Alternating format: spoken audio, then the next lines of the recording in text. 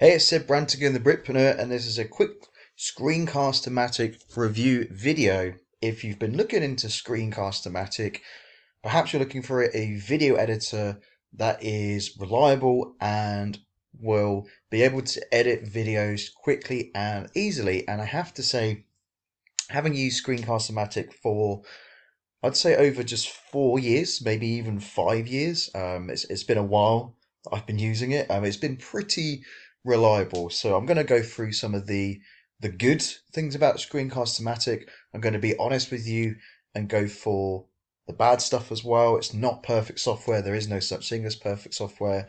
If I were to tell you that there is perfect software out there, then I wouldn't be being fair and I wouldn't be being honest. So I will tell you some of the flaws as well and give you my honest opinion. So as you can see here, here's some videos that you can import and edit. Right now, as far as I know, Screencast-O-Matic mainly prefers MP4 files to edit. So if I open this particular file here and just show you some of the editing options that you have. Okay, so you can, on this screen, there's some basic cropping actions. So you can just click this and you can drag this and you can crop it very easily. You can add music, add captions as well, which is great. So if you're looking to do some videos on Facebook, for example, some Facebook advertising videos, you can add some captions as well, which will definitely help your video get watched more, or help with engagement, and overall give you a better performing video, because most people who watch videos on Facebook, for example, only watch it with the captions on. Anyway, if we go into there's a few options here. So once we're done editing, we can save it as a video file, but we can also upload it to Screencast-O-Matic's own hosting service, and then YouTube or Vimeo. If you don't know much about Vimeo, you can't actually you can't crop and edit a video on Vimeo, hence why this software is very important if you're using Vimeo like I am. So if we click edit, we get all of these different options. We can crop here, we can zoom in, we can zoom out. This is quite a short video, so if it was a longer video, then let's say it was a 10-minute video, you could zoom in and get very specific on the part that you wanted to edit. You can also show webcams as well. You can show a cursor. My webcam's currently turned off, but you can record videos with the webcam in the corner. You can move where the webcam is and all that good stuff. You can add music. In this case, I've added music in the background. So, if you wanted to do a music-only video, that's possible. And if we click Tools, we get all these other options as well. We can copy the file, we can hide the webcams, we can insert files. So you wanted to merge some videos together, then it's very easy. There's all kinds of things I haven't really played with before. There's new recordings, so you can literally just record a new video right here inside the editor.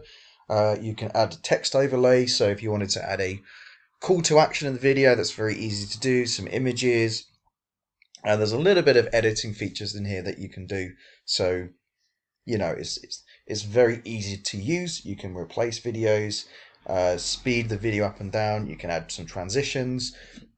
If it's a quiet video, you can decrease the volume and vice versa. You can edit that. So, yeah, there's a lot that you can do with this software, and for the price, I think it's something like the price has changed a couple of times. I think it's like $30 a year or something like that. So, if you get the free version, you can still use most of the editing features. It's just that there will be a watermark in the corner of the video. So it's well worth paying the $30, whatever the minimal upgrade fee is, in order to remove the watermark, making your videos look more professional. Okay, so those are the good parts. Okay, I'm now going to be honest with you and tell you the not so good parts. So the not so good parts is if you've got a computer that's quite slow and you're uploading a large video file, so something that's more than a gigabyte, then it will slow down your computer. If you've got a new computer and it's quite modern, and you don't have much else running on in the background, then you should be fine. But if you're uploading and editing a big video file, it will take some time. It takes me around, I'd say, an hour and a half, maybe 2 hours possibly, in order for a edited video file to render and then upload. So bigger files, it will still process them. It will just slow down your computer massively. So if you're planning to upload and edit at the same time as doing all your usual stuff, it might be a bit difficult. So my best advice with this software is, if you want to upload and process big files, do it just before you go to sleep and let Screencast-o-Matic run in the background. Make sure that your computer doesn't shut down after a certain time, because you could get halfway through and then you've got to start all over again. You know, if you start editing, that's the other thing. If you start editing with this and uploading the video, and your computer shuts down, or you minimize, you close the window and everything, you have to start again. So if you're going to upload the video, make sure your computer is always going to be switched on. Very, very important that you just let it do that and make sure it doesn't close on itself. So that's the good side. And the bad side, I still recommend this software even though it's not perfect, and I haven't had it crash on me ever, apart from it's just been really slow with large video files. But I've yet to find a software that hasn't experienced that. You know, I've used Camtasia before, which is a lot more expensive, and I've had that same issue. So for a software like this, which, okay, it's not got the most features out of any other software I've used, but you know, for the price, it's very reliable. It does the job. It's probably more basic than other softwares, but you know, for me, I'm not an advanced video editor. I don't really know a huge amount about video editing at all.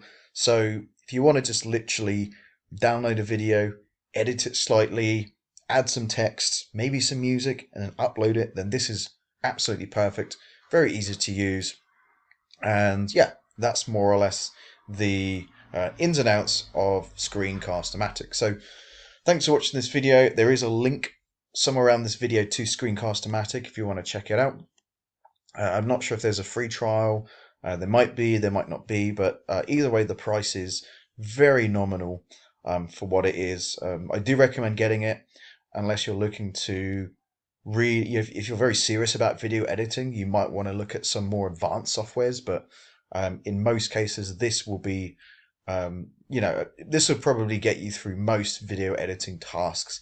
If you're just cropping and wanting to add music and titles and do some basic stuff, this will more or less do everything that you need. So hopefully this video helped. I hope I answered any questions or queries you had about Screencast-o-Matic. If you feel it is for you, go ahead and click the link in the description. Give it a test drive. It's well worth using if you don't have any other tools right now. So yeah, any questions, just let me know. And if you enjoyed the video, please like, comment, and subscribe. So thanks for tuning in, and see you on the next video. Cheers.